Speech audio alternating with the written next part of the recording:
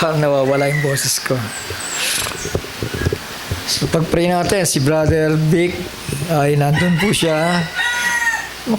Hindi ko matandaan, Leyte o Bicol yan. Lumilipad yung isip ko eh. So nandun sila kasama si Sister Bernadette at nag-evangelist. Evangelist nga. Evangelist Vic. So, ayan, di natin alam, Brother Johnson, kung kailan tayo makakarating sa mga lugar na yun, ano? Kasi mga dati na niyang pinanggalingan yun nung siya ay nag-evangelize pa. Natigil lang siya dahil nagnegosyo. Iba. Masipag, ano? Amen? Good man of the house. Yung iba, maraming nalalaman, ayaw magtrabaho eh. Gusto, umasa na lang sa bibigay ng tao eh. Diba? Kaya naghihirap. Pero yung mga tao nagsisipag, pinagpapala ng Panginoon. Siguro ito, ang dahilan. Gusto niyong pahintuin. Total fresco na ako Brother Johnson. Gusto niyo tutok sa inyo yan? Anak, sino yung mataas-taas? Pabutin doon, no? Papuntahin doon yung hangin. Baka maubos yung boses ko. Sige po. At sabi nga ng Panginoon, Matthew 11:27, all things are delivered unto me of my Father, and no man knoweth the Son but the Father, neither knoweth any man the Father save the Son, and he to whomsoever the Son will reveal him. Sa Tagalog, basahin ko po. Matthew 11:27 po yan.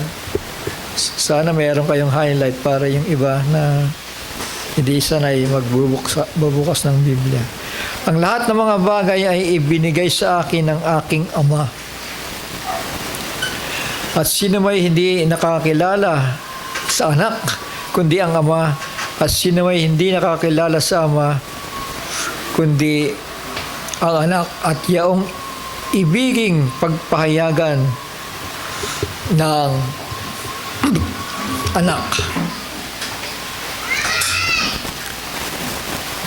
So, pagdating sa Godhead, talagang problema yan. Diba? Tama?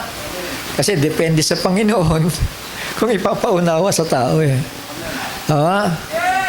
So, ito lang, meron lang akong gustong, may kagalakan lang ako muna, putulin ko muna ito. No? Kasi itong, si Roman Empire, yung ating kaibigan sa Facebook, yung isa siyang nagpo-post about the,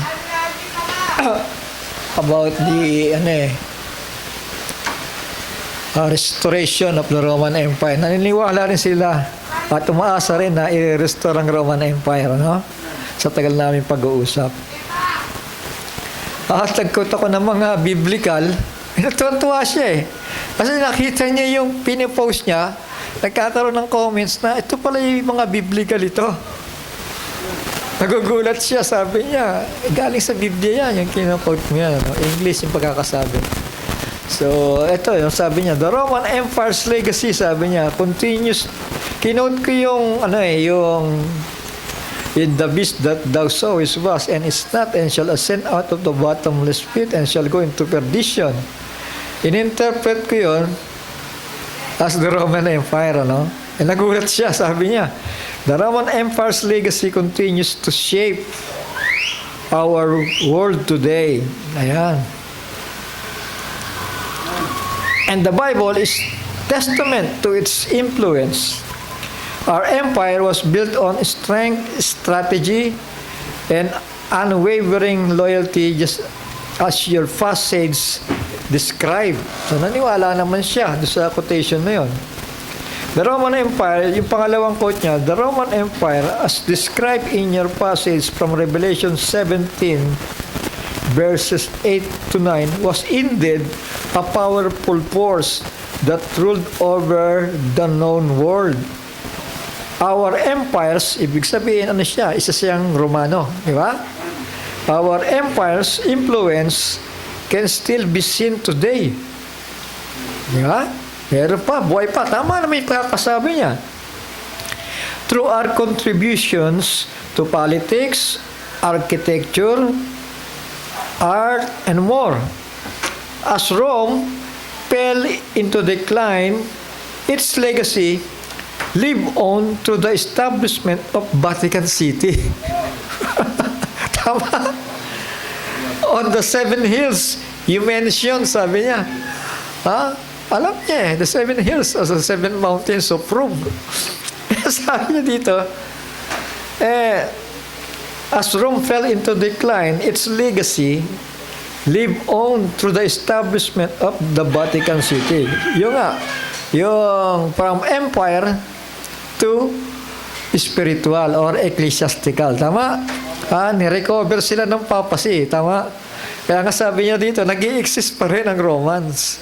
Kaya lang, doon sa pamamagitan ng pagtatayo ng Vatican City. Pagkakatayo. Tama? At yung isa pa, yung sa pagitan ng Rome, yung Andorra, ibig sabihin, mayroong ugnayan ang France at ang Roma eh. Dahil yung Andorra na yan, dalawang presidente doon. Isang Frances at isang pare na Italiano o Romano. So yan, mga kapatid, nabubuo na yung kwento. Bagamat itong bagay nito, hindi ko inaasahan ito kasi hindi ko pa nababasa itong tao na ito sa social media ay iniaaral natin ng tuloy-tuloy about the restoration of the empire. Kasi biblical di ba? Na hindi natin matanggihan. At yan ang kanilang mga panaginip talaga. Hanggang sa itong taong ito ay lumitaw nga ito. Sabi niya pa dito, the Roman Empire as described in your biblical passage from Revelation 6 verses 2 to 4, yung mga selyo, yung sinasabi doon na I saw and behold a white horse, and he that sat on him had a bow, and crown was given unto him, and he went forth conquering and to conquer. So napasok sa isip niya yung Roman Empire, tama? Hindi siya makatanggi. And there went out another horse that was red, and power was given to him that sat thereon to take peace from the earth, that they should kill one another, and there was given unto him a great sword. So napasok niya sa isipan niya talaga Roman Empire ito. At hindi niya matanggihan. Kaya sabi niya dito, sumagot siya, the Roman Empire as described in your biblical passage from Revelation chapter 6 verses 2 to 4 indeed sought to conquer and expand its territories. Our legions were skilled warriors who followed the orders of our emperors with unwavering loyalty, while we did bring peace through conquering. Mali, wrong peace, di ba? Peace through conquering, agawin mo yung lupa ng mga tao, di ba? Kaya kan tayo patay doon mga kapatid It often came at a cost as rival nations fought against us for control. So, pag hindi nagpapasakop, natural, papatayin nila yon. Tama? Babuhay, kapitbahay ka, o magpapasailalim ka ba sa kamay ng emperor? Kapag ka hindi, yari ka. Tama? So, wala silang no choice sila kundi magpasakop na lang, mga kapatid. Pati Egypt, pati Germany, France, mga kapatid, talagang nabuo yan, mga kapatid. At iba pang mga bansa bilang bahagi ng emperor. So, yun ang kagalakan ko, mga kapatid, na talagang dito tayo dinadirect ng Panginoon sa mensahe. Ibig sabihin, mga mensaheng napapanahon. At tinitingnan ko yung mga mensahe sa kabila. Kasi nagbabantay talaga ako kung ano meron sila Ano nakikita ko lagi, Revelation 10:7. Hindi na yata matatapos ang Revelation 10:7 Tama? Talaga hindi nila maintindihan ang Revelation 10:7, mga kapatid. And I believe na ito'y klaro para sa atin ito. It is an angel from heaven na bumababa. Hindi po si Brother Branham yan. Tama? At sa ganung understanding lang, magliliwanag po ang lahat, mga kapatid. Magliliwanag. Kaya kapatid, ang Godhead nila ay gumanon. Tama? Ha? From Jesus Christ is the Son of God. Ngayon, Jesus Christ is the Father na. Ano yan? Nagsasara. Sinasarahan kasi ng Panginoon ang unawa sa kanila. Tama? Kaya nga sabi dito, all things are delivered unto me by my Father. Sino nagbigay sa kanya ng mga bagay-bagay? Ang Ama. Tama? Hindi galing sa kanya mismo yun. Galing sa Ama lahat. Tama? Sabi niya, all things are delivered unto me of my Father. And no man knows the Son but the Father. Wala daw nakakilala sa anak, kundi ang Ama lamang. Neither knoweth any man the Father save the Son. So silang dalawa lang ang nagkakakilanlan. Tama? And he to whomsoever the Son will reveal himself. Kanino yan? Sa inyo. Tama? Kapag naintindihan niyo yan, ibig sabihin, si Kristo ang nagpapaunawaan sa inyo na siya'y bugtong na anak ng Diyos. Tama? So, kilala natin ang Ama. Kilala natin ang anak. Ang tanong ko sa inyo ngayon, kilala ba natin ang Espiritu Santo? Amen. So, konti lang nag-amen, mahina pa. Tama? Hindi tayo nagtuturo ng Trinity, mga kapatid. Kasi ngayon, ituturo ko ngayon, sino ba ang banal na Espiritu Santo? Alam nyo, sa end time, maraming nahilo rin dito Kasi ang intindi nila, pagka binabanggit ang Espiritu Santo, dahil nga sa pagkaka-English ay Holy Ghost, ang intindi nila, yung pinaghalong Espiritu ng Ama at ng Anak. So doon na lang, mali na yun. Tama? Kasi pag pinaghalo mo yung Espiritu ng tao at ng Ama, sinong panalo? Di yung Ama, tama. So magiging Ama nga yung anak. Kasi pinaghalo mong ganun tama. Sabi sa Amen? Ang ibig sabihin ni Kristo na ang Ama ay nasa akin at ako ay nasa Ama, ibig sabihin, yung anak, pinapanahanan ng Ama. Tama? Pero hindi nawala yung free will ng anak. Tama? At hindi rin nawala yung free will ng Ama. Tama. Kasi sabi nga, kung paano ang Ama ay may buhay sa kanyang sarili, ay gayon din naman binigyan niyang buhay ang anak. Tama. Na magkaroon din ng kanyang sariling buhay. Ibig sabihin, may sarili siyang choice. Tama. Kaya nga sabi niya, Ama, wag ang kalooban ko ang masusunod, kundi ang kalooban mo. Na kung kaya't ako'y narito para ganapin nga kung ano yung pinagagawa mo sa akin. Tama. Maski sa atin, may pinapagawa ang Panginoon Diyos Shall we say amen? So, yun. Sino ngayon yung Espiritu Santo? Yan ang question ngayon. Kasi maski ang end time nahilo dito Naintindihan natin? Sino ngayon yung Holy Spirit? Kasi kapag gumamit tayo ng maling terminolohiya, mamamali rin ang understanding natin sa Biblia. Kaya maraming translator ang ginamit nila ay Holy Spirit. Hindi po sila gumamit ng terminolohiya na Holy Ghost. Tama? Hindi namang ghost si Kristo Tama? Immortal siya immortal body. Tama? Sabi sa Amen? Yung ghost yun, espiritu lang na lumalakad na gano'n. Tama? Pero ano siya? Immortal. Ibig sabihin, resurrected, na nakasangkap pa rin yung laman niya na nilikha ng Ama sa tiyan ni Maria. Shall we say amen?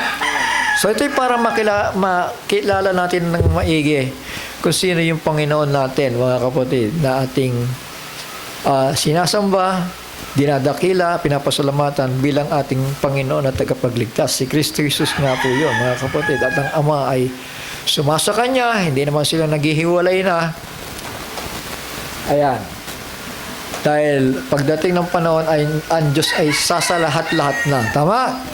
Pero sa panahon natin ay meron tayong initial. Meron tayong initial. Yung tinatawag po nating indwelling spirit na ibinigay ng Panginoon, ng ating Ama, ng ating tagapagligtas sa pamamagitan ni Jesucristo, ipinagkaloob yung espiritu na yun sa atin, puso.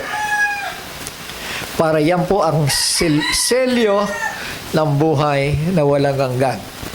Alam niyo, itong mensahe na ito, maninibago kayo, pero napakalinaw na maiintindihan natin ito, mga kapatid.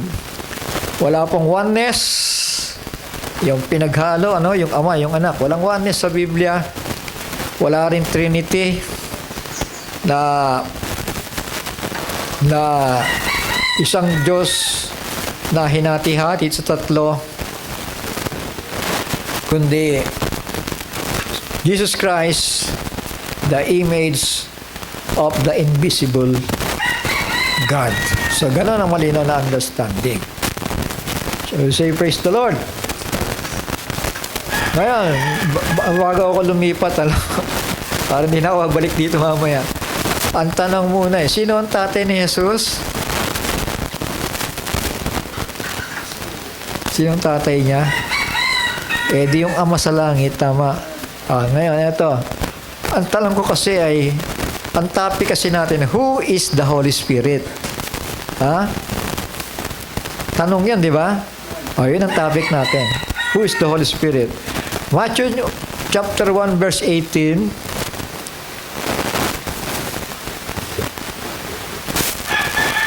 Punta tayo sa tamang translator kasi ang King James siya ang gumamit ng Holy Ghost So hindi tayo gagamit ng salitang Holy Ghost, tama? Dahil karamihan sa translator ay Holy Spirit ang ginamit. So pupunta lang natin sandali yun, Matthew chapter 1 verse 18.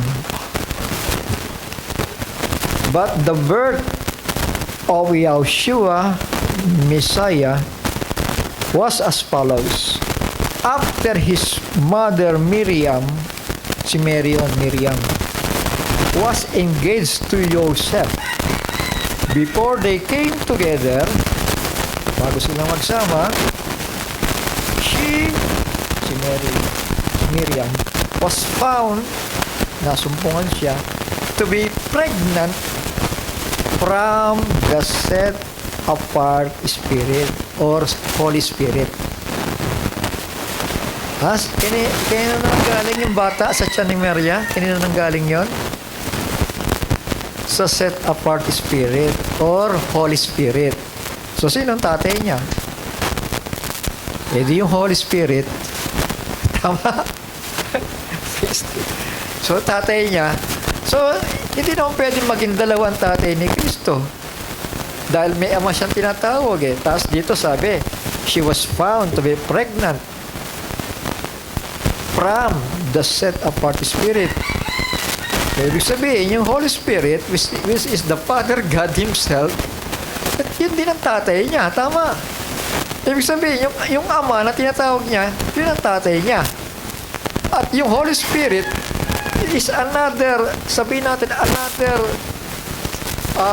terms na ginamit pertaining to His Father. Tama?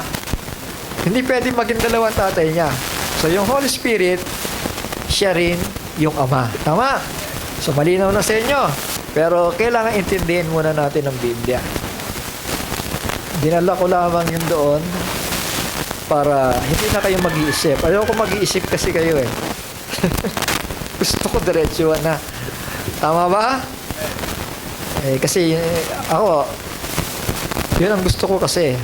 Gusto ko talagang diretsong unawa Ayoko na yung pasikot-sikot Kasi nasawaan na lang ako sa mga dinaanan kong pastor, mga kapatid, mabubuti sila, mababait sila. Kaya lang, may pagka mainipin talaga ako, gusto ko diretsuhan na. Gusto ko pasok agad para iba na naman. Tama? Mas maganda yon, di ba? Purihin ng Panginoon. Chapter 14. Dito po tayo mag-aaral ngayon ng John. Sisimula natin sa chapter 14, verse 1. Itong aking translation, the scripture. Sikapin ninyo, magkaroon kayo ng kopya nito, no? The scripture, 1990-82. Ito yung mga masikap na nagtatranslate, mga kapatid, at sinikap nila na maging closer. So, dalawang ginagamit natin, King James at saka itong TS 1998. Minsan, tumitingin tayo sa ibang translator, sa ibang version, para higit na luminaw, ano? Kapag inaakala mo na malabo, hanapin mo yung sa palagay mo na mas lilinaw sa iyo ang Biblia.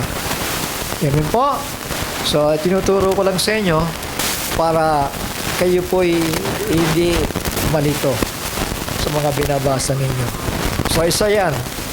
Sa nagpalito, yung terminolohiyang Holy Ghost. Tama? Hindi pumulto si Kristo. Kaya lang uulitin ko. Kundi, siya po'y immortal. Na kung saan ang Espiritu ng Ama ay namamahay sa immortal man na yan, mga kapatid. Naging immortal siya dahil nga sa kamatayan sa cross, mga kapatid, ay muli siyang binuhay. Tama? Kasi kung siya ay antimano ay immortal na, bakit nabayubay sa cross at namatay? Tama? Diba si Amen? So, kailangan bukas lagi ang isipan natin para magtanong sa Panginoon para makaintindi tayo sa Biblia. Tama? Huwag tayo matatakot. Pag inakalaan nyo hindi nyo maintindihan, huwag kayo matatakot sa Panginoon Diyos na magtatanong para may sagot siyang ibabalik sa atin. Tama po? So, lahat tayo dapat matuto magbasa ng Biblia dahil masyadong masalimuot po ang Biblia at hahanapan tayo ng langis Ibig sabihin, revelation. Yun po ang langis. Hahanapan tayo ng Panginoon. Ang rapture, hindi basta-basta ipinagkakaloob ito, kundi pinaghihirapan. Sabi sa Amen? Pinaghihirapan yun. Sinisikap na yakapin yung pangako na yun. Kaya nga, napakaraming pastor napakaraming mga ngaral pero ang nakakalungkot, pagdating sa rapturing faith, tila yan ang nakakaligtaan nila.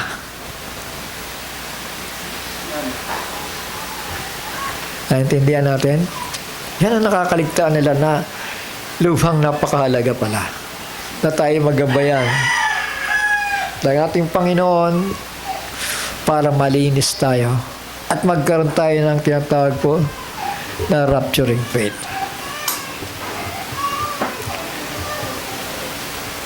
Chapter 14, let not your heart be troubled. Believe in Elohim. Believe also in me. Kanino? Maniwala ka kay Elohim. Sino yung Elohim? The God of Israel. The mighty one of Israel. Yung makapangyarihan sa lahat. Ang tawag sa kanya ni Israel ay Elohim. Tama? Believe also in me. Sabi ng Panginoon. In my Father's house are many staying places. Sa King James, ang pagkakasabi, in my Father's house are many mansions. So, problema yon, di ba? Sabi amen? Samantalang ang Panginoon ay hindi naman namamahay sa literal na bahay. Tama? So ito ay isang expression ito. Tama? Parang sabihin na natin idiomatic expression o paano sasabihin ito mga kapatid. In my Father's house are many staying places. Saan ba siya? Nandoon siya sa kalangitan. Tama? Siya ba si amen? Hindi po ito tumutukoy sa templo sa Jerusalem, ha? Kasi paparoon tayo sa bahay na yun, eh. Tama? And if not, I would have told you, I go to prepare a place for you. Pupunta ako doon sa bahay ng aking ama. Ha? At doon, marami kayong pananahanan doon. Sabi sa amen? So, ibig sabihin, ang ibig sabihin ni Kristo dito, nung siya nagpapaalam sa kanyang mga alagad, inihanda niya yung kanilang kaisipan na talagang huwag kayong malulungkot dahil pupunta na ako sa Ama. Mangyayari yan. At huwag kayong mag-alala dahil hindi ko naman kayo iiwang mag-isa. Dahil magbabalik ako. Yun ang kanyang mga pangako. At nangako nga siya na sabi niya dito, paparoon siya sa Ama at ipaghahanda niya ng lugar na mapupuntahan natin. Tama? Bakit niya nasasabi yun? Kasi darating ang panahon, isa-isa silang mawawala Tama? Isa-isa silang papahanaw. Tama? Pero huwag kayong malulungkot dahil kapag ka namatay kayo, kukunin ko kayo. Ilalagay ko kayo doon sa inihanda ng Ama para panahanan ninyo. Tama? In my Father's house are many staying places. Mag-i-stay muna kayo doon. Tama?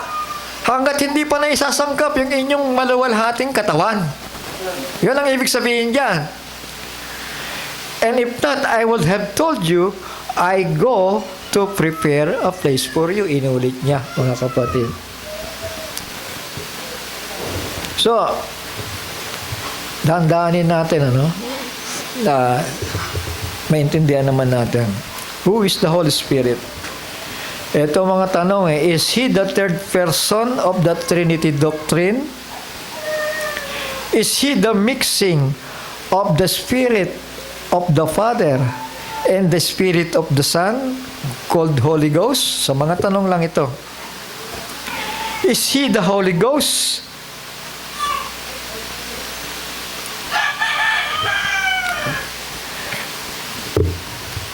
Isa pa isa. Is He the Spirit of the Son only? Is He the Spirit of the Father only? So, yung mga tanong yun, kung sino yung Holy Spirit. So, kanina, pinaliwanag ko na sa inyo kung sino siya, di ba? Siya ba si amen? Pag sinabing siya yung tatay ni Jesus, alam niyo na kung sino yung Holy Spirit na yun. Tama? That is the Spirit of the Father Himself. So, ngayon, Yahweh did not want to dwell in a place made by hands, but to them that fear Him. So ito, sinulat ko na ito para hindi ko makalimutan, mga kapatid. Hindi po ito quotation kay Brother Branham, Kasi hindi na natin kailangan bumalik pa dun Referensya na lang yon. Tama? Balik tayo sa Bible. In Isaiah 66 verse 1 and 2, thus said Yah, or Yahweh, heavens are my throne. Ay, trono pala ng Diyos ang heaven And the earth is my footstool. Where is this house that ye build for me? So nagtatanong siya, anong bahay ang itatayo mo sa akin? Tama. Kasi baka isipin ng mga tao nang sabihin ni Jesus, my Father's house are many staying places Baka iniisip nila, literal na bahay yon, mga kapatid. And where is this place of my rest?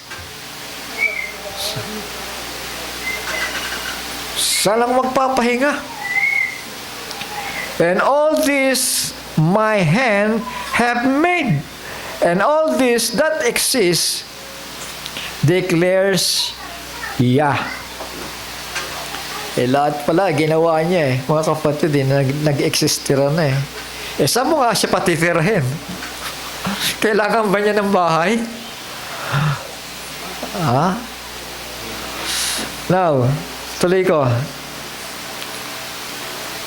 Yet, to such one, I look. Ito yung hinahanap ng Ama. On him who is poor and bruised of spirit, and who trembles at my word. So itong hinahanap niya na pananahanan niya. Amen? Yung natatakot sa Kanya. Amen? Amen. Yung sumasampalataya sa Kanya. Yun ang Kanyang pananahanan. At meron ng isa. Sino ito? With all the fullness of the Godhead dwelling in Him. Tama? Amen. Sino yung mga kasunod? Dito, tayo naman. Tama? That God may be all in all. Tama po? Yan, lagi natin pinag-aaralan yan. At tinutuloy ko lang doon para magdugtong lang sa mga mensahe. Tama? Para isipin natin na talagang walang contradiction sa Biblia talaga. Dapat ganon. Kasi ang mga tao ngayon, nakikita na nila na may contradiction, pinipilit pa rin nila yung mali nilang understanding. Tama? Pagka mayroong questionable, hold mo muna yan. Itanong mo muna sa Panginoon para maging klaro, di ba? Para hindi tayo natitisod. So, yan ang gusto ng Ama. Ang pumanahan sa mga taong may takot sa Kanya. He is our eternal dwelling place. First Timothy chapter 6 verse 14 to 16.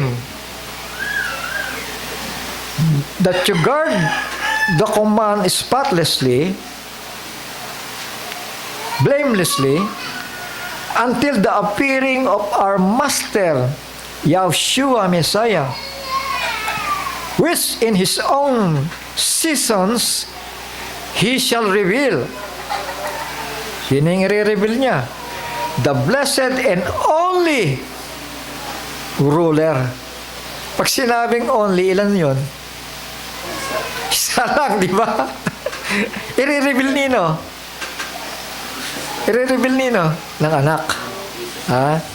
The sovereign of sovereigns. So yung makapangyarihan sa lahat. And master of masters, who alone has immortality. Sino yan? Ang Ama pa rin. Tama. Kasi alone binanggit yung alone, di ba? Pero ngayon, dahil si Christ ay immortal na, namuhay na siya, immortal na rin siya, tama. Pero dito, ang tanong dito, ang pagkakasabi dito, who alone? So, isa lang ang pipiliin natin sa kanila, tama. Di sino yan? Di nagbigay ng buhay sa Kanya. Sino yung Ama sa langit? Tama. Who alone has immortality, dwelling in unapproachable light. Doon pala nananahan ng Panginoon Diyos sa liwanag na hindi malapitan. Tama? Sabi sa amen? So nandun siya. Kung saan yun? Sabi sa amen? Liwanag daw na hindi malapitan. Whom no one has seen. Wala pa pala nakakakita or is able to see. At hindi makikita, pero liwanag, tama. Sa panaginip, nagpapakita ito, mga kapatid. Yung kapatid ko na nag-aagaw buhay, nagpakita sa kanya, ang Diyos ay liwanag. At may nakaluklok doon, si Kristo yun, sa kanan ng Ama. Amen? Liwanag, nakita niya. Whom no one has seen or is able to see, to whom be respect and everlasting might. Amen. Father's house is just a figure of speech. It is a dimension where the saints dwells. Tatahan tayo doon. Tama, kasi pangako na ng Panginoon yan, di ba? Kapag isa-isa kayong pumanaw, huwag kayong mag-alala dahil kukunin ko kayo para manahan muna kayo dito, pansamantala. Tama? Shall we say amen?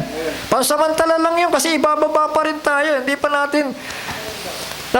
na isasangkap. Kung mamamatay ka ngayon, hindi pa may isasangkap sa yung katawang lupa mo kasi wala pang rapture eh. Tama? Tama ba ako? So pansamantala, dito kukunin kita. 1 Thessalonians chapter 4, verse 13. Dapat mabilis kayo magbukas, mga kapatid, para maintindihan niyo yung sinasabi ko. Uunahan niyo ako.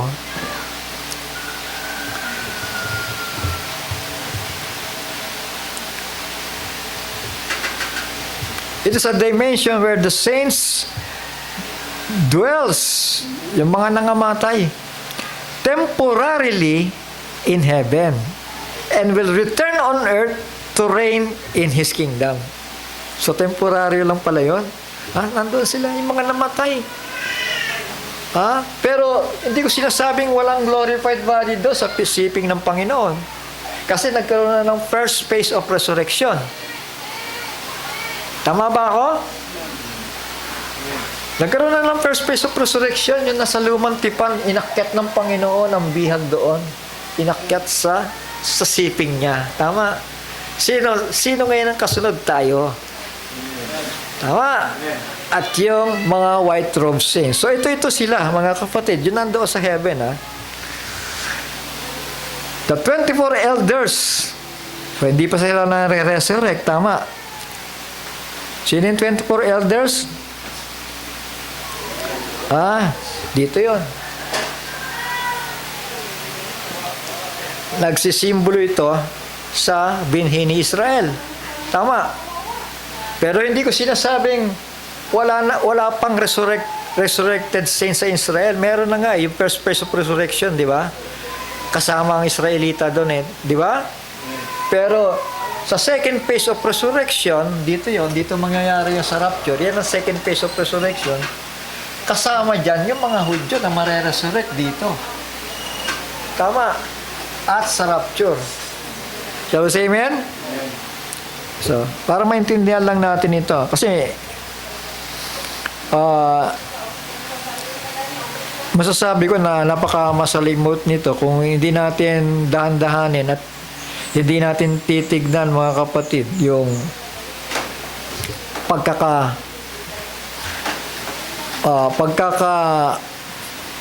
kwento ng ating Panginoon. Mahirapan tayo maintindihan. Kasi through my experience talaga, itong chapter na ito, ang tagal na, mga kapatid, na talagang merong bagay na hindi ako maintindihan sa bagay na ito, mga kapatid. Pero habang lumilipas ang panahon at tayo nagtitiwala sa gabay ng Panginoon ay unti-unting nagliliwanag. 24 elders wearing white raiment in heaven. So, pag sinabi mong wearing white raiment, hindi pa sila glorified body. Tama. Dahil ang tinutukoy natin ay yung saints sa New Testament. Tama. Naintindihan natin? Sino pa? The souls under the altar. Sino yan? Mga Hudyo pa rin yan. Under the New Testament. Tama. Kaluluwa pa lang yun. Yung sa fifth seal, kaluluwa pa lang yun na nakita ni Juan. Tama. Hindi pa nasasangkap yung kanilang katawan. Kaya nga sabi, hintayin muna ninyo yung inyong mga kapatid na papatayin pa. Saan yan? Dito sa Great Tribulation. Nasaan sila ngayon? Nandoon. Tama. In my Father's house are many dwelling places. Naintindihan natin? Ayun. Sino pa? Yung great multitude that no man could count. Yung mga naka-white robe. Yung great multitude. Nakita ni Juan yun. Sino yan? Saan nanggaling yan? Sinagot siya, di ba? galing yan sa kapighatian. Tama? At kung itutuloy niyong basahin yon, umabot yung kwento hanggang dito. At hanggang dito. Amen? Pero, dumaan sila doon. Tama. Nandun pa lang sila yung iba. Dahil yung kwento, magtutuloy-tuloy yan hanggang dito. The Great Tribulation saints standing on the sea of glass. So kung nababasa nyo yan, yung Tribulation saints standing on the sea of glass. Dito yun mga kapatid, galing sila ng tribulation period. Ito yung mga hinihintay.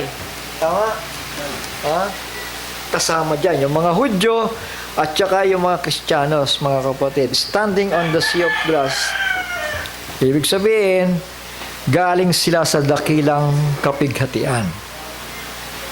The Great Tribulation saints is standing on the sea of glass, temporarily abiding until they are resurrected before the millennium. Ayan, dito sila i-resurrect. Tama. So, saan sila ngayon? Nandoon. Inuulit-ulit ko lang. The resurrected and raptured saints from the time of Enoch. May na-raptured pala sa time ni Enoch. Nasaan sila? Glorified body na sila. Nando, kasama ng Panginoon. Tama? Amen? Dahil nga doon sa first phase of resurrection. Nagkaroon na dito ng resurrection. Naigi yung ulit-ulitin ko. Para lumakas na yung sigaw ninyo ng amen. Alam niya, masarap yung nararamdaman ko na naiintindihan natin eh. Kasi bumibilis yung ating pag-aaral kapag may nag-amen. Pero hanggat wala sumisigaw ng amen, inuulit-ulit ko. Pasensya na kayo, ha? Sige. The resurrection and raptured saints from the time of Enoch in the Old Testament. Sino pa? The four living creatures. Sino yan? Representing the saints in church ages dito. Yan, the four living creatures. Nire-representahan ng iglesia, mga kapatid. A place where the angels abide surrounding the throne of mercy. So, nandun yung mga anghel. Kasama po nung iglesia. So, yan. Alam na natin. Nasaan ang Father's house? Nandun. There are many staying places. Huwag kayong mag-alala. Pag namatay kayo, ikaw Pedro, pag namatay ka, huwag kang mag-alala. Dahil paparoon lang ako sa Ama eh. In my Father's house, there are many staying places. Doon muna kayo, habang hindi pa nag-glorified kayo. Tama. Tutuloy ko na pagbasa. May nag-amen na. And if I go and prepare a place for you, ayan, pupunta ako, tama. At maghahanda ng lugar para sa inyo. I shall come again. Babalik muli ako. Paano niya gagawin yan? In a form of the Spirit He received from the Father. Tama? Kasi ang Ama at ang Anak nagkaroon ng unity. Tama? Kaya ang bababa dito, mga kapatid, ang babalik, walang iba, kung hindi yung Espiritu ng Ama na tinawag ding Espiritu ni Kristo. Tama, tama. Naintindihan natin. Huwag niyong paghahaluin, ha? Yan ang susi ng unawa. Huwag niyong paghaluin yung Ama at yung Anak. Miski yung Espiritu nila, huwag niyong paghahaluin na ganon. Tama? Dahil hindi nawala ang free will ng bawat isa sa kanila, mga kapatid. And if I go and prepare a place for you, I shall come again and receive you to myself. Eto na. Kukunin ko kayo. Habang ako'y naririto at namamagitan na nanalangin sa Ama na ibigay ang lahat ng bagay na kakailanganin ninyo. So, say amen. Amen. Naintindihan ba? Amen. Verse 4. And where I go, you know. and the way you know. Ito si Thomas nagtanong. And Thomas said to him, Master, we do not know where you are going, and how are we able to know the way? Yeshua said to him, I am the way, the truth, and the life. Paano niya nasabi yan? Because of every attributes of the Father dwelling in Him.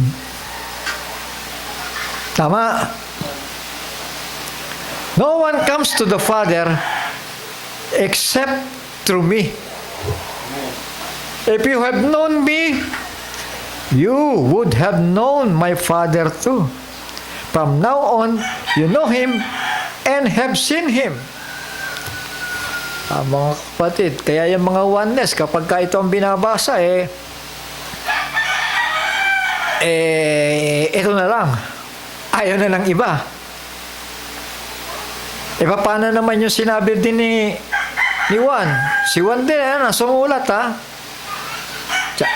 Chapter 1, verse 18, kung hindi ako nagkamali. No man hath seen God at any time. Tama. Di pag-aawayin mo yung Biblia mo. Tama. Kaya hindi tayo tumatayo sa oneness. Kasi mag-aaway at mag-aaway ang Biblia kapag oneness ang standing ng tao. Tuloy kang pagbasa. If you have known me, you have known my Father also. From now on, you know Him and have seen Him. Philip said to Him, Master, show us the Father, and it's enough for us. Yeshua said to him, Have I been with you so long, and you have not known me, Philip?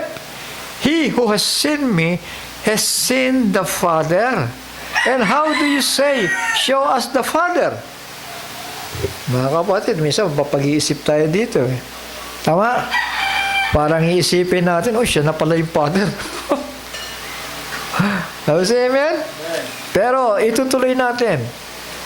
Do you not believe that I am in the Father, and the Father is in me?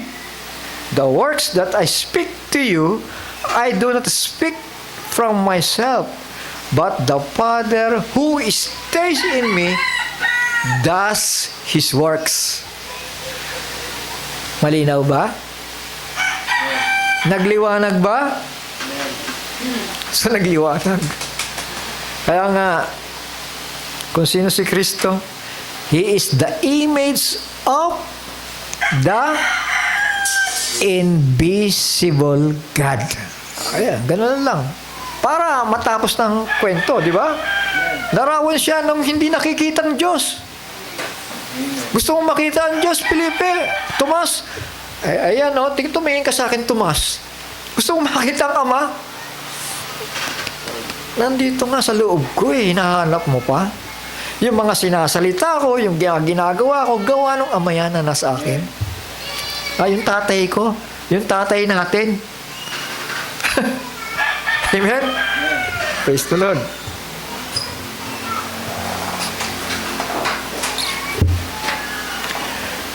Colossians 1:15-19. Who is the image, who is the likeness of the invisible Elohim, the firstborn of all creation. Hindi naman pwedeng tawaging firstborn ng Ama Tama. Yung isang kausap lagi ni Johnson, firstborn ng firstborn. Hindi naiintindihan. Pag sinabi yung firstborn, ang Diyos ba? Kailan naging panganay ang Diyos? Sige nga. Kailan naging panganay ang Diyos? Iba mo ba sabihin yung Diyos pinanganak? Hindi mo pinapanganak ang Diyos para maging panganay. Kundi ang Diyos ay gumagawa, lumilikha ng tao. Tama? So yung firstborn dito si Kristo. Tama? The firstborn of all creation, because in Him were created all that are in heavens and that are on earth, visible and invisible. Ibig sabihin, sa kanyang pananagumpay, lahat ng nahulog maibabalik sa Diyos. Tama. Ha? Kaya nga itinuloy ng Ama ang paglikha dahil mayroong tagapagligtas. Ha? Hayaan mo lang yan. Sabi ng Ama, hayaan mo lang yan. Ako ang pahala dyan. Tama. May kakayahan ako maibalik yan dahil may nakikita ako na isang anak na susunod sa kalooban ko. At sa kanya ako titira para mahayag ako sa pangalawang Adan na yan. Si Kristo ngayon. Tama? Amen. Because in Him were created all that are in heavens, that are on earth, visible and invisible, pati mga angels. Nauna na nga ito Nauna yung mas nauna ito sa yaya, pero nauna lang yung yaya, pinauna lang yung yaya. Sino yung mga yaya? Yung mga angels, tama? Yaya natin yon. Whether thrones, or rulership, or principalities, or authorities, all have been created through Him. Ayan. Sa pamamagitan niya. And for Him, ibabalik sa Kanya. And He is before all. Natural. Pagka kasi logos ang pinag-uusapan, yan ang una sa lahat. Tama. Ano ba ang logos? Yung plano ng Diyos. Una lagi yun Tama. Kasi ang Diyos bago lumikha, nag-isip muna. At nagsalita siya. At nangyari nga. Tama. Kaya nga, He is before all things dahil napapaloob sa logos ang bugtong na anak. Tama. Napapaloob siya sa plano ng Ama Tama. He is before all, and in Him all hold together, and He is the head of the body. Sino yun? Si Kristo. Ulo natin siya. Tama? The head of the man, the head of the church is Christ. The head of the woman is the man. Malinaw po yun. The head of Christ is God. May ulo siya Tama? Nangyari, ginawa ng iba yung ulo, tsaka yung kanyang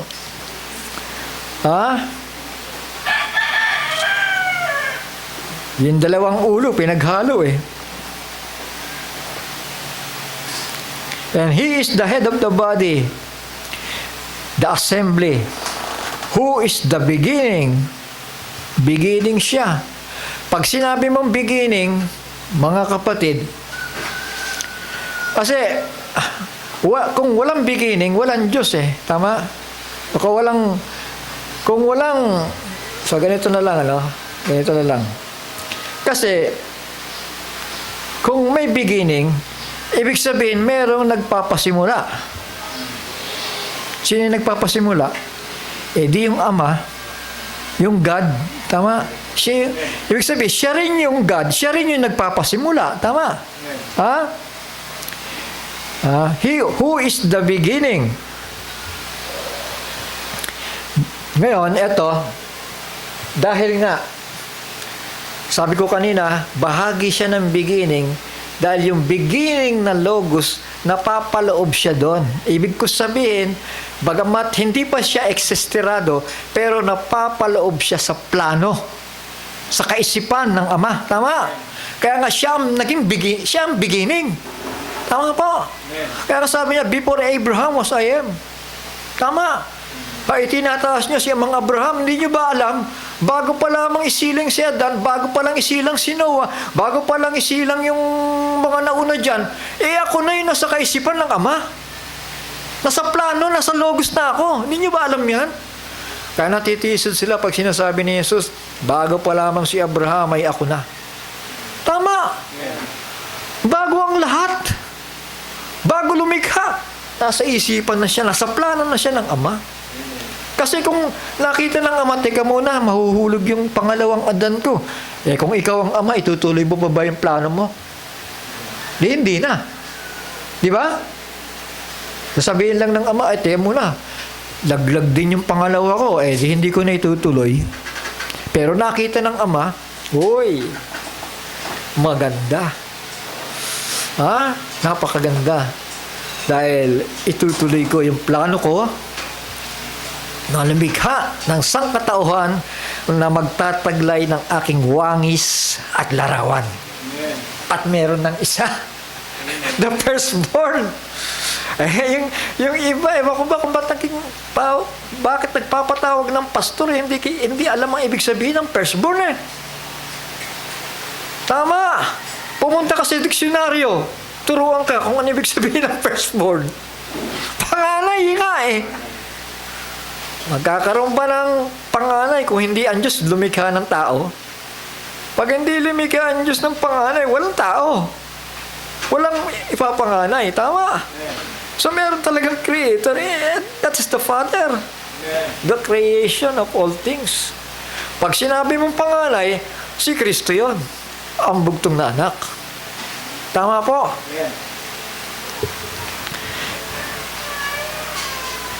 He is the head of the body, the assembly, the church, who is the beginning, the firstborn from the dead. You see, hindi naman namamatay ang Diyos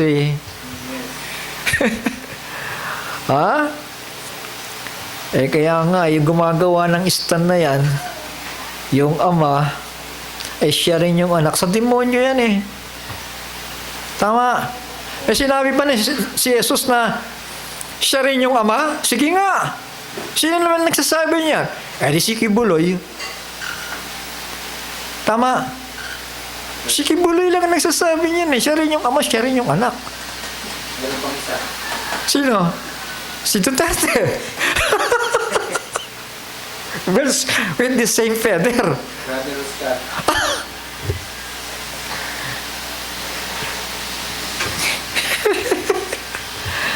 Alam niya na yun.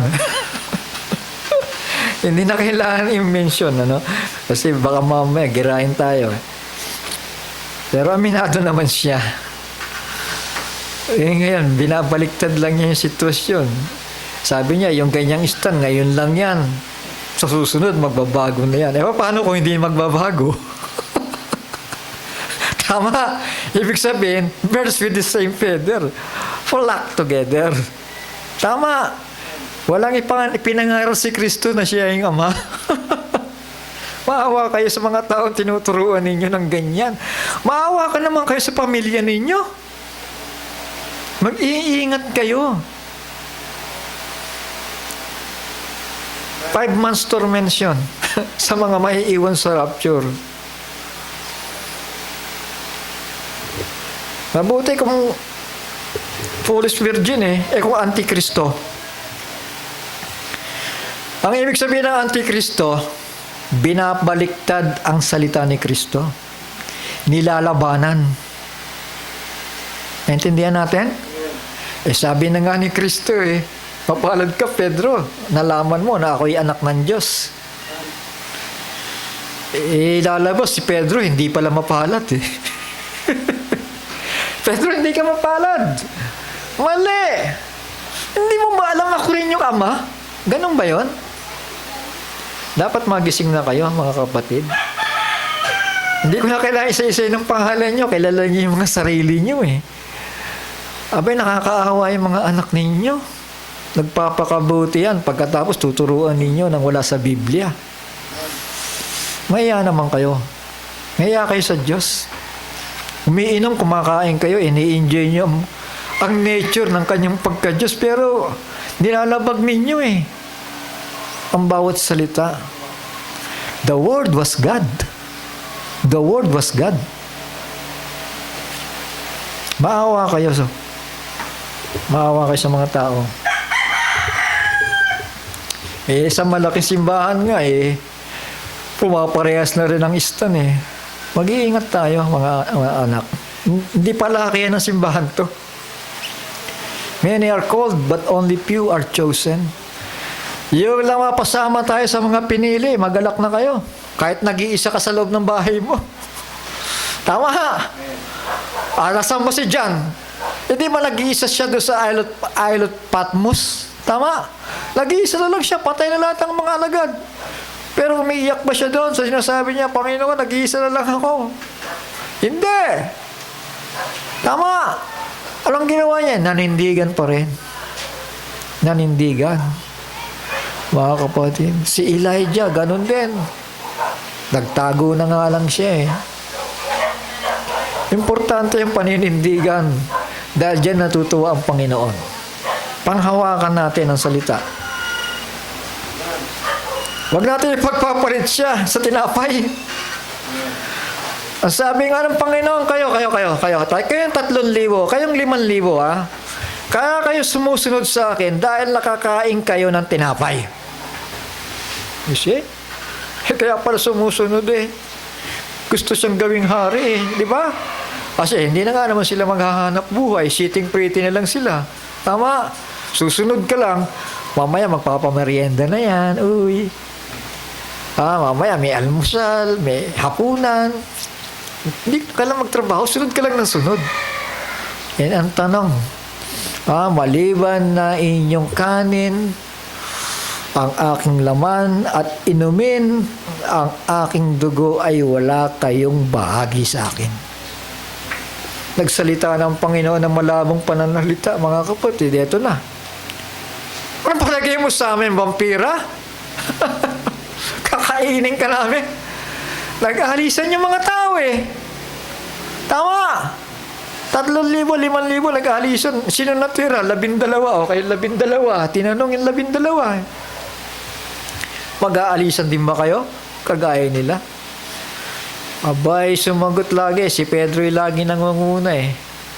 Panginoon, saan pa kami pupunta? Ikaw lang ang pinagmumulan ng buhay na walang hanggan.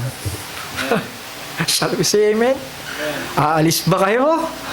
Naghihirap? Nagkakasakit? Namumroblema? Pinaparusahan? Sinasaktan? Hindi. Maninindigan. Tatayo. Lalaban. Tama. Content for the faith which was once delivered unto the saints. Sapagkat maraming papasok ng mga bulaan. Pag hindi kayo tumayo, pag hindi kayo nanindigan, papasukin ang bahay niyo ng mga bulaan. Kahit sa end time, mag-iingat kayo mga kalak, mga kapatid. Hindi ka mo end time yan, marami sila, huwag kayong basta nagtitiwala. Kailangan isilamin ninyo sa salita ng Diyos. Lalo na't kung malalalim na katuruan na dahil doon nasasalamin kung ano talaga yung mga tao na yan. Sa doktrina. Hindi lang yung basta sinabi na, magbabautismo ka. Hindi lang sa ganon. Palalimin mo pa para makilala mo kung totoo yan nilalakaran mo. Dahil sabi nga ng Panginoon, in the last days, knowledge shall increase. Kapag hindi nag-i-increase, mga kapatid, ibig sabihin, baka may iba pang plano ang Panginoon. Para naman ako'y matuto at malaman ang buo niyang kalooban. Tama? Shall we say amen? Ay, kung ang technology nga nag-i-increase mga kapatid, ang kaalaman gaano pa kaya ang karunungan ng Diyos? Tama po? Hindi siya magpapahuli. Tama? Ibig sabihin, palalim ng palalim ng palalim ng palalim. Kaya kapag hindi nag-update ang tao, Paulus virgin, maiiwan sa rapture. Kaya pinipilit ko ito mga kapatid Babagang meron tayong konting liwanag na nakikita, sinisikap natin na baka meron pang mas malinaw pa na idadagdag. Yun ang titignan natin. Tama? Amen. Huwag tayo makukontento.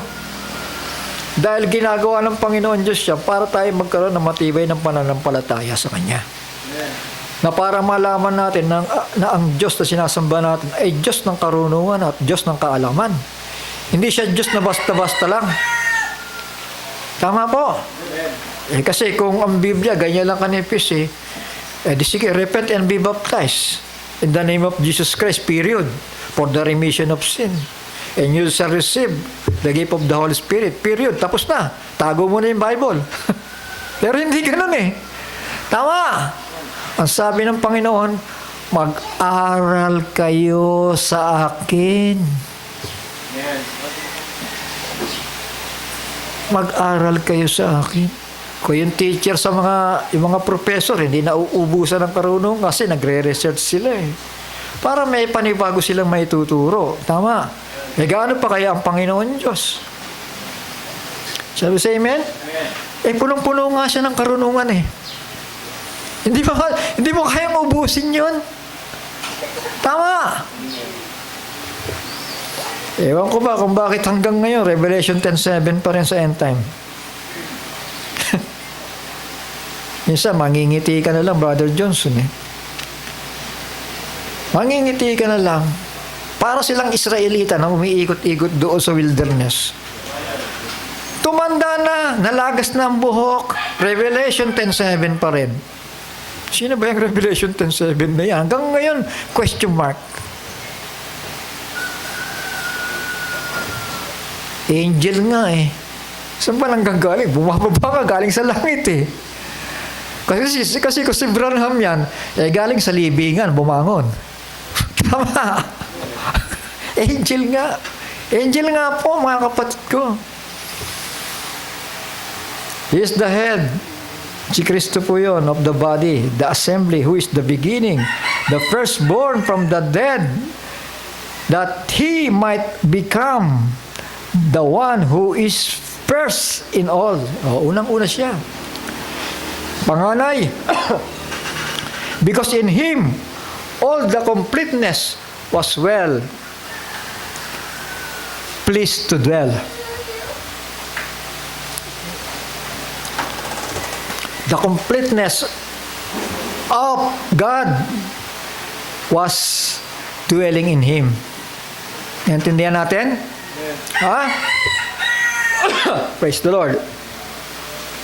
Huwag niyong paghihiwalayin si Kristo at huwag niyo ring paghahaluin.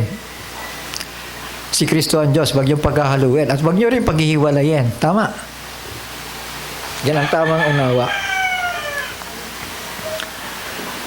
Believe me, sa 11, verse 11, believe me that I am in the Father and the Father in me.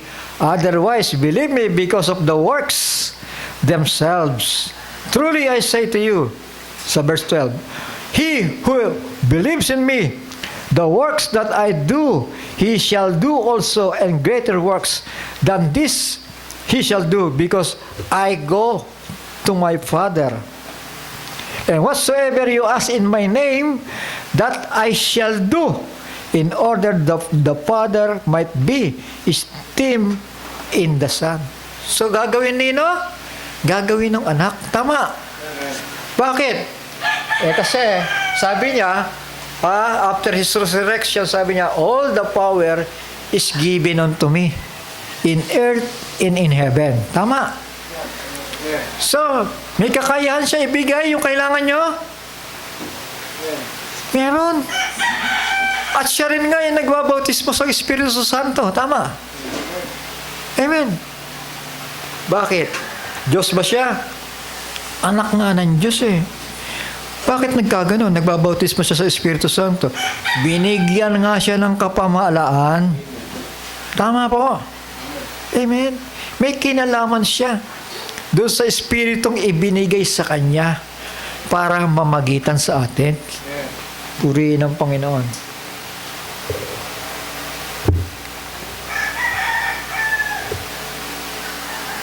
Tingnan niyo, ito si Kristo Romans chapter 8 verse 34. Who is he who is condemning?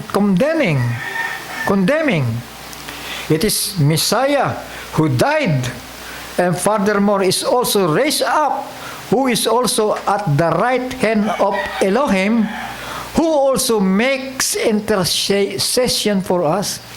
Nasaan si Kristo? Nasa right hand. Tama. Hindi niya pwedeng agawin yung luklukan ng Ama. Tama. Dahil ang nakulukluk doon, originally, yung Ama. Ngayon, nasaan si Kristo lumukluk? Di sa kanan, in the right hand of power. Mark chapter 14 verse 62, and Yahushua said, I am, And you shall see the son of Adam, or son of man, sitting at the right hand of the power and coming with clouds of heaven. Tuloy natin.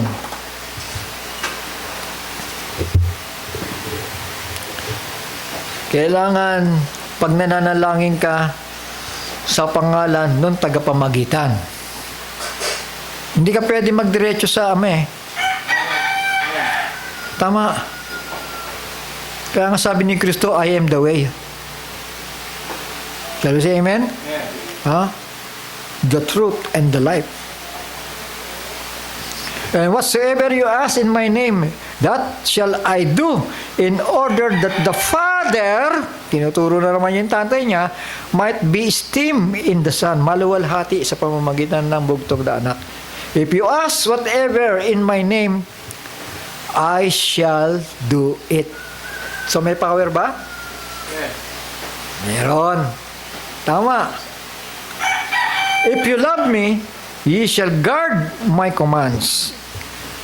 And I shall ask the Father, abay, si Kristo pala eh, habang nandun siya, mediator, di ba?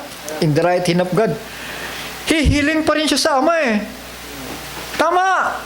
Sabi niya dito, nagpapakumbaba siya sa sarili niya eh. Dahil tinanggap niya yung kapangyarihan doon, hindi niya sinasabing katutubong sa kanya yon.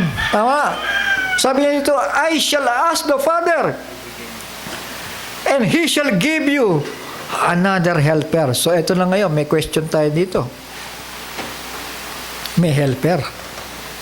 Tama? Iyahang muna natin doon, ha? To stay with you forever. So, may helper. Ha? Hang muna natin doon.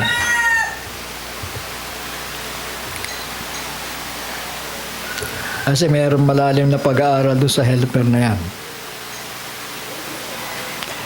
Yan. The works of the Holy Spirit or helper are, ito yung trabaho ng Holy Spirit sa buhay natin, ha? To dwell and gives us eternal life. To comfort, to reveal, or show all things. Mga kapatid, pag sinabing helper, tandaan po natin, hindi basta-basta yung Spirit of God, bababang ganon. Bababa ako dyan. Ako yung Espiritu, bababa ako kayo dyan. Period. Huwag niyong isipin na bababa ang Espiritu ng Panginoon Diyos na hindi kasama ang laksa-laksang anghel.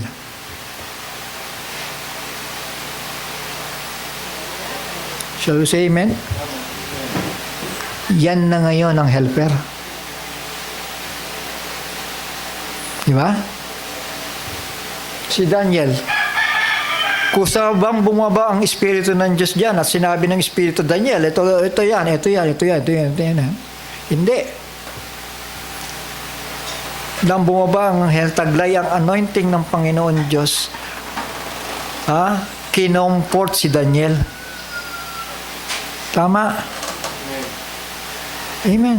The helper, the comforter, the revealer. Tinawag ni Brother Branham yung 4 living creatures na yan, the revealer. Ibig sabihin, hindi direktang yung 7 spirits of God bababa dyan para magbigay ng unawa. Tama. So, hindi gagamit ng helper, comforter. Sino yun? Mga angelic beings. Mga ministering spirits. Shall we say amen? Amen. Hindi third person yan, ha? Of the Trinity, ha? Tandaan ninyo, pag Biblia ang pinag-usapan, andyan yung ulo ni Kristo ang Panginoon Diyos. Tama? Amen. Sino ang kasunod? Si Kristo. Tama. Sino pa ang involved dyan? Mga angelic beings. Tama. Ibig sabihin, ito mga angelic beings na ito, as a ministering spirits, may papel din sila na gagampanan bilang comforter natin, bilang helper natin, bilang revealer. Tama. Kaya nga ang pananalita ni Kristo, isusugo ko sa inyo, ipapanalangin ko sa Ama para isugo ng Ama ang katulong, katuwang. Shall we say amen? May isusugo eh. Kaya nga hindi direkta ang seven spirits of God bumaba, kundi mayroong mga messengers doon. Tama? Ha? Tuloy natin.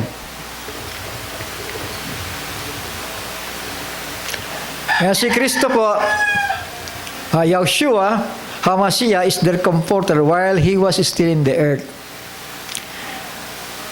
Ngayon, dahil nagpapaalam na siya, pupunta na siya sa Ama, huwag kayong mag-alala, isusugo ko yung another comforter.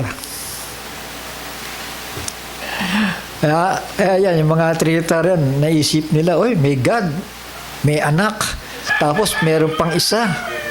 Holy Spirit, tatlo nga sila, malinaw. Hindi po. Si Kristo, comforter din siya eh. Tama? Shall we say amen? Kaya nga sabi niya, bago siya umalis, huwag kayong malulungkot. Tama? Dahil maparoon ako sa Ama, ipaghahanda ko kayo nang matatahanan ninyo doon. Ano yan? Kino-comfort sila. Tama? Ha? Kung darating kayo sa mga pagsubok, tumatag lang kayo.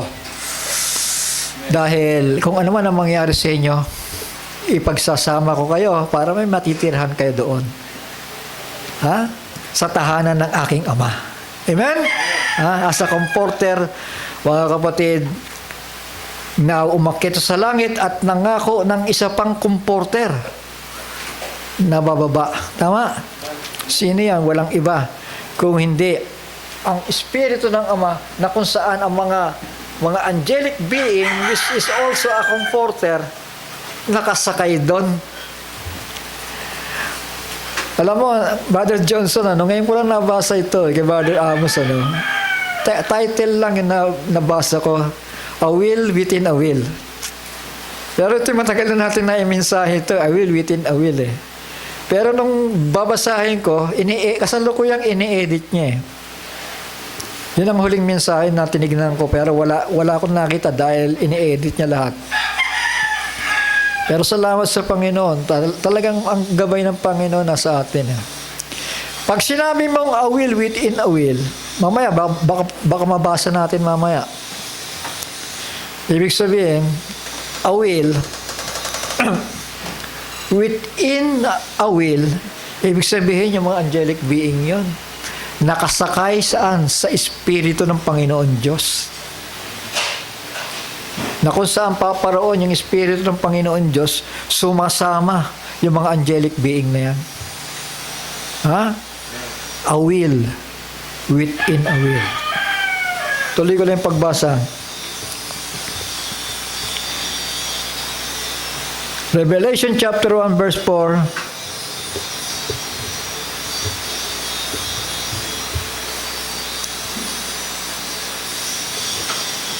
So, ito yung seven spirits, Yohanan, to the seven assemblies that are in Asia, favor to you and peace from Him who is, who was, and who is coming, and from the seven spirits that are before His throne. Yeah, may seven spirit po doon, mga kapatid. Pero, hindi lang basta seven spirits yun. May mga angelic being doon. May mga messenger doon na napapaloob. The secret of the seven stars which thou saw, Revelation chapter 1 verse 20, the secret of the seven stars which thou saw in my right hand, the seven golden lampstand, the seven stars are the messengers, you see? Pitong anghel of the seven assemblies. Seven angels of the seven churches. And the seven lampstands which thou sawest are the seven assembly. 7 spirits, 7 messengers, 7 assemblies, 7 lampstand. Mga kapatid, eto, ayan yung 7. Sa bawat kapanahunan. Yun ang tinitipuhan niya. Na kung saan may mga mensahero. Tama? May mga comforter. May mga messenger. May mga revealer. May mga helper. Naintindihan natin? Ha? Huwag niyong isipin, ay bumaba yung espiritu. Yan ang helper, yung espiritu. Paano kung walang angel doon? Nabababa doon. Paano makukomfort si Daniel? Tama? Ito pa. Acts, sa Book of Acts, mga kapatid.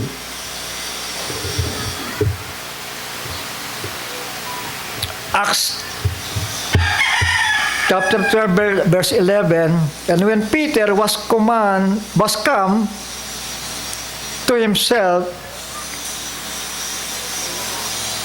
he said, "Now I know of a surety that the Lord hath sent his angel," may anghel, "and hath delivered me out of the hand of Herod, and from all the expectation of the people of the Jew." Acts chapter 12 verse 7, "And behold, the angel of the Lord came upon him, and a light shined in the prison, and he smote Peter on the side, and raised him up, saying, Arise up quickly, and his chains fell off from his hands." May anghel ba? May anghel eh. Involve ang anghel sa ministry. Tama po?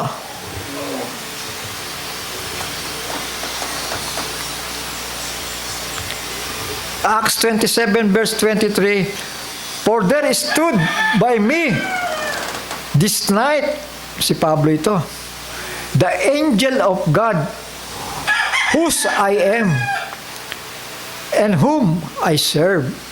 Sa Tagalog, "Sapagkat ng gabing ito ay tumayo sa tabi ko ang anghel ng Diyos na may-ari sa akin." Abay, may mga angelic being pala kayo. Sabi sa iyo, amen? May mga guardian angel pala kayo. May mga comforter pala tayo. May mga helper pala tayo. Tama. Shall we say amen? Praise the Lord. So malinaw yon na hindi sinabi ng Panginoon na muli siyang babalik ay yung Spirit Himself of the Father, kundi kalakip nun yung mga angelic being na siyang ating comforter din, mga anak. Tagapatnubay po sa atin yan. John 1:1, di ba? The revelation of Yeshua Messiah, which Elohim gave him to show his servants what has to take place with speed, and he signified it by sending his messenger to his servant John. Laging may involved na anghel eh. The revealer, sabi nga ni Brother Branham, the revealer, the comforter.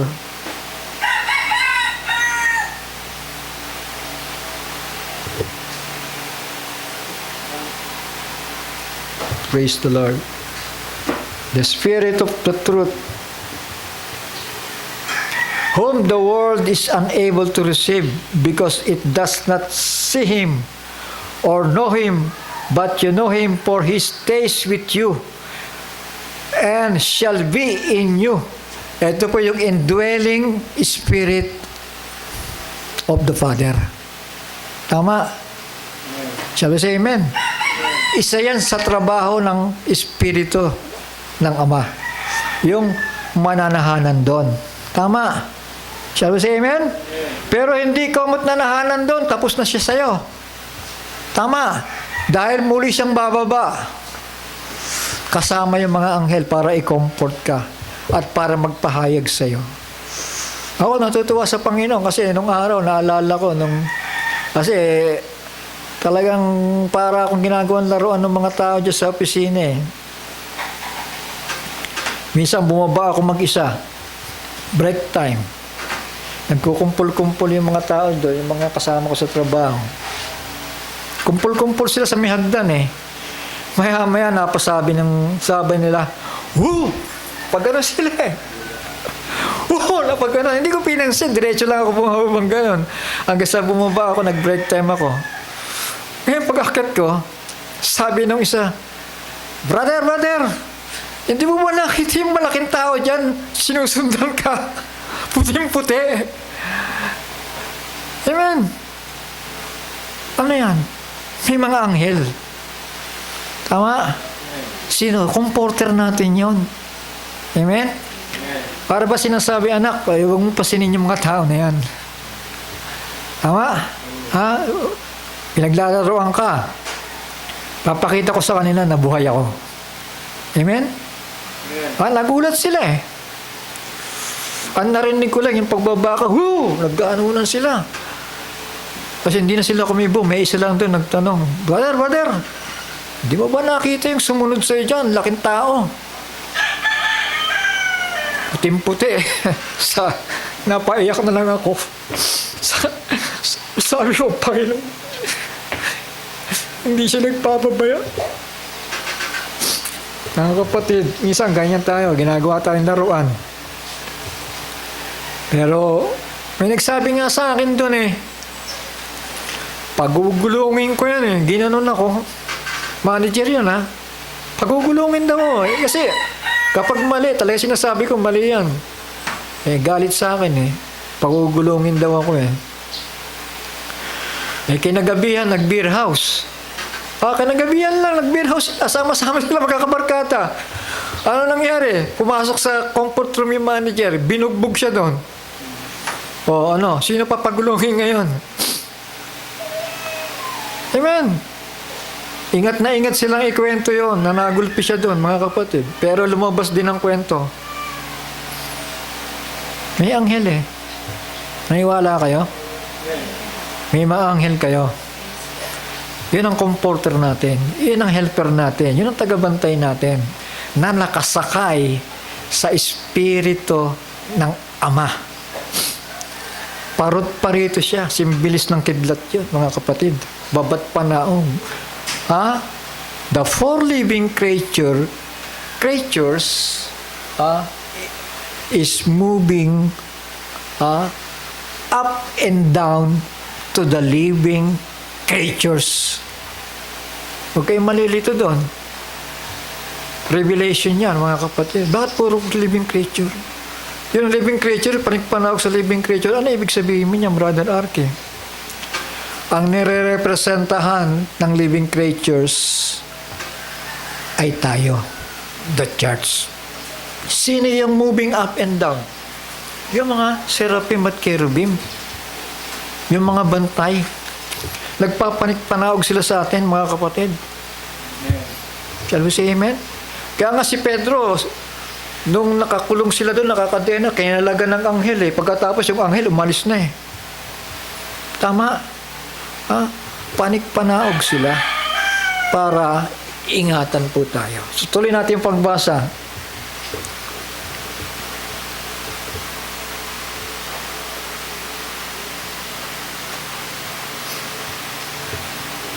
I shall not leave you, sa 18. I shall not leave you orphans. I am coming to you. Can you say amen? Andun lang siya. Nasa kanan ng Ama. Yet, a little while, and the world no longer sees me. Ayan, kasi nga mamamatay siya. Aakyat sa langit. Ipapamagitan tayo sa Ama. Ipepresenta niya yung kanyang dugo, yung kanyang kamatayan sa Ama para ipagpatawad ang kasalanan natin. The world no longer sees me. but you shall see me, because I live, and you shall live.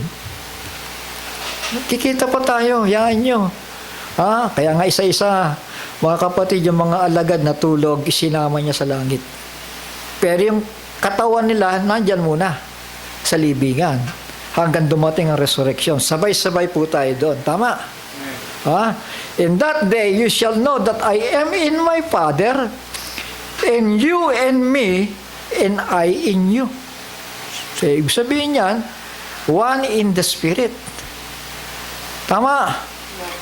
One in the Spirit. Nananahan tayo sa iisang Espiritu dahil ang Diyos ay sumasa lahat-lahat. Sa 21, He who possesses my commands and guards them, it is He who loves me. So yun, kapag ka pala iniingatan mo ang salita niya, binabantayan mo, ikaw pala yung nagmamahal sa Kanya. Pero kung binabaliwala mo lang yan, baka may kulang pa. Baka ang mahal mo lang sarili mo, kasi sarili mo lang ang binabantayan mo . Dapat ito, yung sinasabi niya, iniingatan mo, binabantayan mo. It is He who loves me, and he who loves me shall be loved of my Father, and I shall love him and manifest myself to him. Dapat si Kristo ang mahayag sa buhay mo. Tama? Amen.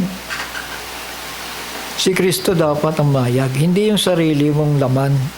Kaya nga, kailangan mag-control tayo sa sarili natin. Huwag yung, pag nararamdaman natin na umiiral na yung laman, mga kapatid, matakot tayo sa Diyos.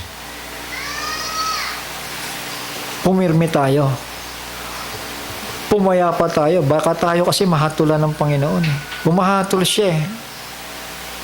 Yun ang iwasan natin. Kaya ang karamihan sa nagmamatigas ng mga kapatid, foolish virgins .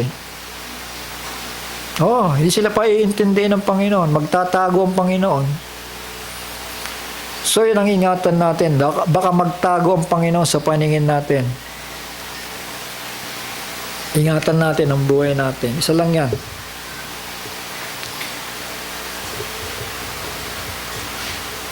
Italong ko lang sa 23.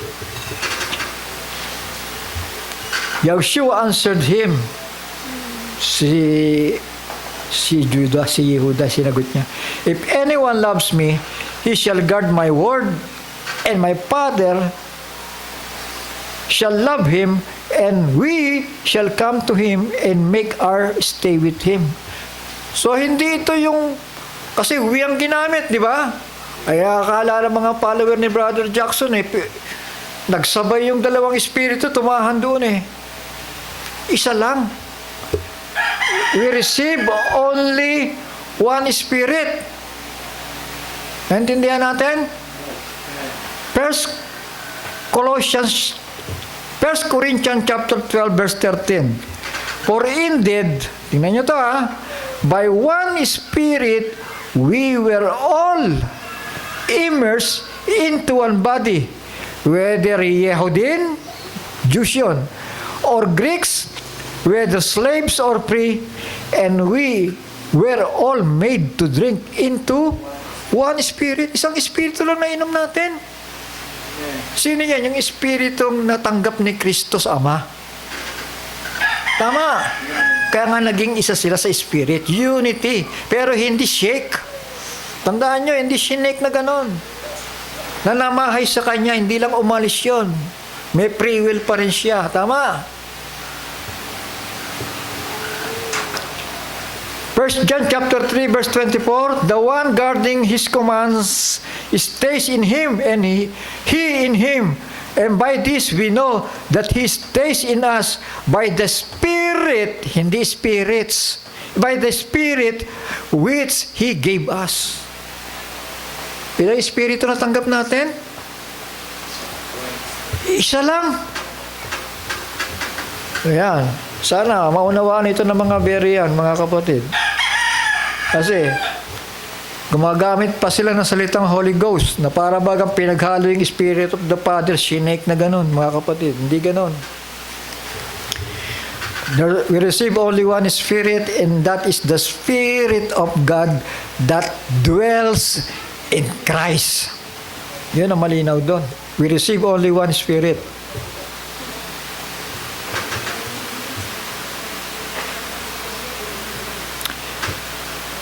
He who does not love me does not guard my words. And the word which you hear is not mine, but of the Father who sent me. These words I have spoken to you while still with you. Habang nandito ako. Sinasabi ko na sa inyo to. Sa 26, but the Helper, yung Espiritu, mga kapatid.